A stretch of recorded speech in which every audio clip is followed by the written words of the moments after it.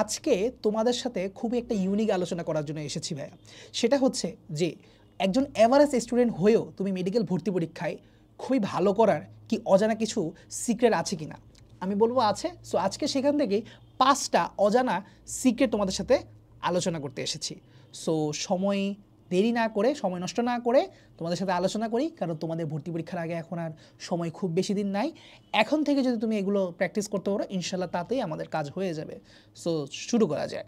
তো আমরা normally medical অ্যাডমিশনের প্রিপারেশনটাকেই দুইটা ভাগ করি, যে এটার প্রিপারেশনের মধ্যে প্রিপারেশন স্টেজ এবং হচ্ছে exam stage. So preparation stage বলতে কি, তুমি ভর্তি প্রস্তুতি নিচ্ছ, সেখানে তুমি যেই স্ট্র্যাটেজিগুলো ফলো করতেছো, যেই টেকনিকগুলো ফলো করতেছো, সেখানে আমি বলতে পারি প্রিপারেটরি স্টেজ, এবং এটা হচ্ছে এক্সাম স্টেজ। অর্থাৎ তুমি একদম মেডিকেল ভর্তি পরীক্ষা চলে গেছো, তুমি সেখানে কি ফলো করতে পারো। যদি আমরা প্রিপারেটরি স্টেজের মধ্যে 4টা জিনিস নিয়ে কথা বলি, তাহলে আসি। নাম্বার ওয়ান হচ্ছে তোমার কন্টেন্ট তুমি কম পড়বে মেডিকেল ভর্তি পরীক্ষার জন্য, কিন্তু যা পড়বে সলিড পড়বে। হ্যাঁ, কথাটাকে মিস ইন্টারপ্রেট করো না। ব্যাপারটা হচ্ছে এরকম যে তুমি ওয়ান বুক ফর্মুলাতে চলে যাবে। অর্থাৎ ধরো তোমার ক্যাপাসিটি বেশি নাই, তুমি এভারেজ স্টুডেন্ট হিসেবে তোমার জন্য এক হাসান স্যারের বই বায়োলজির জন্য পড়াই তোমার জন্য অনেক টাফ। তুমি আলাদা করে আজিবুর রহমান স্যারের বই, আলিম স্যারের বই, কিংবা একদম কমপ্লিটলি আরেকটা অ্যাডমিশন গাইডের A to Z পড়াটা তোমার জন্য কঠিন। হ্যাঁ, তুমি অ্যাডমিশন গাইড থেকে, যেমন আমাদের কিউএনএ মেডিকেল অ্যানালাইসিস থেকে ধরো কিছু সামারি নোটস পড়তে পারো, যেমন শুরুতে সংখ্যাগত তথ্যগুলো আছে, শুরুতে বিজ্ঞানের অবদানগুলো আছে, প্রকারভেদগুলো সব একসাথে করা আছে। সো এই ধরনের ইম্পর্টেন্ট সামারাইজিং নোটগুলো তুমি কালেকশানে রাখতে পারো, সেগুলো তুমি পড়তে পারো। বাট তুমি ওয়ান বুক ফর্মুলাতে চলে যেতে হবে, সেটা হচ্ছে কথা। তো ওয়ান বুক ফর্মুলায় আমরা কথাটা বুঝলাম। সো কন্টেন্ট আমি কম পড়বো, কিন্তু যেটা পড়বো সলিড পড়বো। অর্থাৎ আমার হাসান স্যারের বই থেকে যদি কোনো প্রশ্ন আসে, আমার যাতে এটা ফেলে না আসে। আজমত স্যারের বই থেকে যদি কোনো প্রশ্ন আসে, সেটা আমার যাতে মিস না হয়। অর্থাৎ বন্দুকের গুলি যাতে কোনোটা মিস না যায়, এটা হচ্ছে আমার টার্গেট থাকবে। ঠিক আছে। সেকেন্ড যেটা বলবো সেটা হচ্ছে 5 মিনিটস রুল। সো এই ক্ষেত্রে আমি 5 মিনিটস রুল দিয়ে আমি কী বোঝাচ্ছি, সেটা হচ্ছে যে পরের দিন আমি যে পড়াটা পড়বো, তার আগে আমি গত দিনে যে পড়াটা আমি পড়েছিলাম সেটা 5 মিনিট রিভাইজ করা। যেমন একটু উদাহরণ দিয়ে যদি বলি, যেমন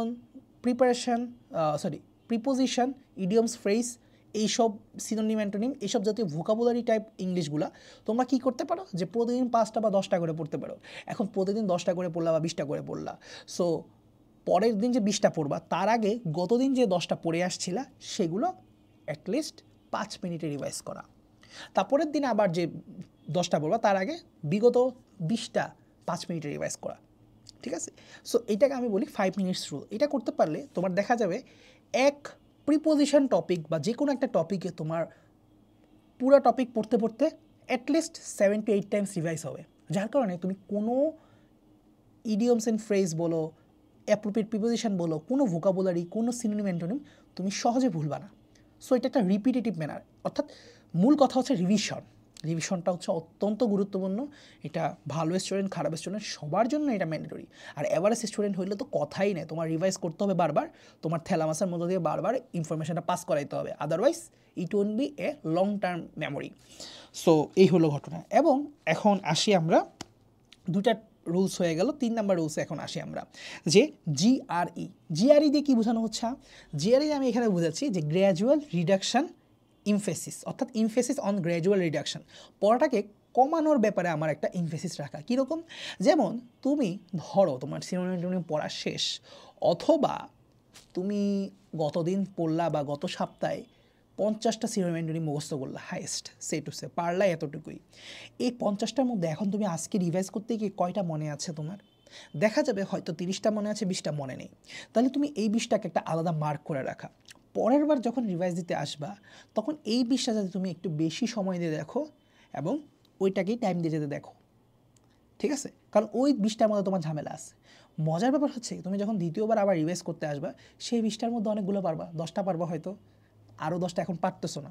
তো এখন ওই 10টাকে আরেকটা মার্ক দিয়ে রাখো, সেই 10টা এখন ভালো করে পড়বো। অর্থাৎ তোমার প্রতিটা রিভিশন সাইকেলে তোমার পড়া কিন্তু কমে যাচ্ছে। প্রথম সাইকেলে ওই 50টা থেকে তোমার 50টা পড়া লাগলো সে টু সে, হ্যাঁ 50টা তো না, আরও অনেক বেশি হয়। সো প্রথম সাইকেলে তোমার 50টা পড়া লাগলো, কিন্তু দ্বিতীয় সাইকেল আসতেই তোমার 20টা পড়া লাগতেছে। 20টা মেইনলি পড়া লাগতেছে, অন্যগুলো জাস্ট স্কিম থ্রো দেখে গেলেও হয়ে যাচ্ছে। পরের সাইকেলে যখন আমি আসলাম তখন আরও 10টা বা আরও কমে আসলো 5টায়। সো এইভাবে করে প্রতি সাইকেল রিভিশনে কিন্তু পড়া কমে আসতেছে। সো পড়া কমানোটা এটা কিন্তু একটা আর্ট। সো এটা শুধুমাত্র যে সিনিয়র অ্যান্টিনিমের ব্যাপারে এমন না, এটা যে কোনো জায়গায় তুমি চাইলে এই রুলসটা অ্যাপ্লাই করতে পারো। গ্র্যাজুয়াল রিডাকশন ইমফেসিস, অর্থাৎ emphasis on the gradual reduction.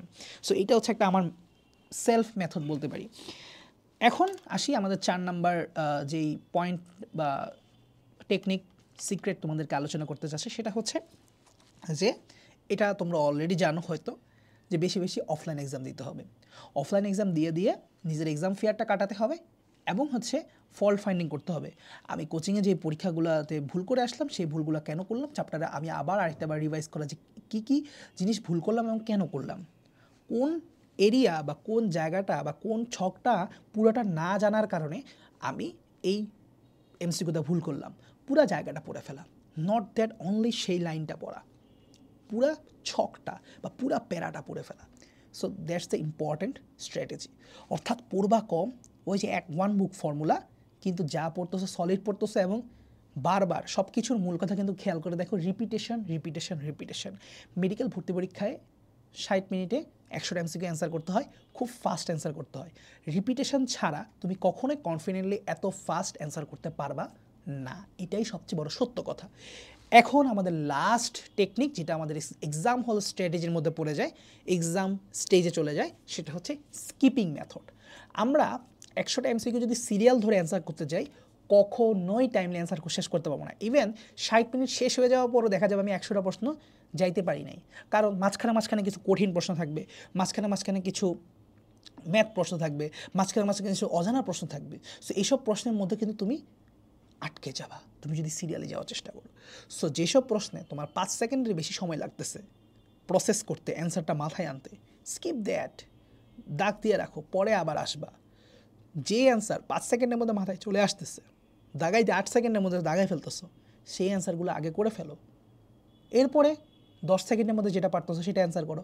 অর্থাৎ এইভাবে করে করে মোটামুটি 3টা রান, অর্থাৎ 1 থেকে 100 মোটামুটি 3টা দৌড়ে দিবা। তুমি দৌড় দিলে দেখা যাবে তুমি অ্যাভারেজে সবচাইতে বেশি মার্ক তুমি তুলে ফেলছো। কারণ এমন হইতেই পারে তুমি যদি সিরিয়ালে যাইতা, 1 থেকে 60 কঠিন প্রশ্ন ছিল, 60-এর পর থেকে 100 পর্যন্ত অনেক সহজ প্রশ্ন ছিল, কিন্তু তোমার এই সহজ প্রশ্নের টাইম আছে মাত্র 10 মিনিট, তুমি তো আগে ভুল করে আসছো, তো এই 10 মিনিটে তুমি কী করবা? হতাশ, খুবই হতাশ। তাইলে যা জানি, যা সহজ, স্কিপ করে করে সেগুলো আগে অ্যান্সার করতে হবে। সো আমি মোটামুটি এই টেকনিকগুলো তোমাদেরকে জানালাম। আশা করি যে কোনো অ্যাভারেজ স্টুডেন্টও যদি এই 5টা টেকনিক ফলো করে, তার পক্ষে মেডিকেল ভর্তি পরীক্ষা ভালো করা অনেক অনেক ইজিয়ার হবে। বাট কম্পিটিশান তো বেড়ে গেল। আমি যখন অ্যাভারেজ স্টুডেন্টের মধ্যে ভিডিওটা দিছি, অনেক টপ স্টুডেন্টের ভিডিওটা দেখতেছে, সো সেও কিন্তু এই ধরনের স্ট্র্যাটেজিগুলো এখন অ্যাপ্লাই করবে। সো পড়াশোনার গতি তোমাকেও বাড়াইতে হবে। এভারেজ স্টুডেন্ট হইছো, কোনো সমস্যা নাই, পরিশ্রমটা একটু বেশি করতে হবে। সো আজকের জন্য এতটুকুই। সাইনিং আউট, তোমাদের সামিউল ভাইয়া।